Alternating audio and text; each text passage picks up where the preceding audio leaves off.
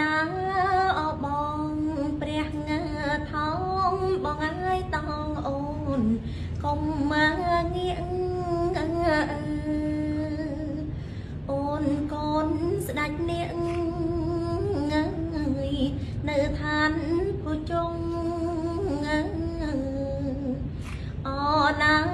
បងអើយតងស្បៃថ្លៃអើយនាកស្រីឆោមយងដល់ឋានភុជងឡើងតែនសយណាអូណាបងអើយជាងដល់ថ្លៃអើយឡើងគាត់បីដា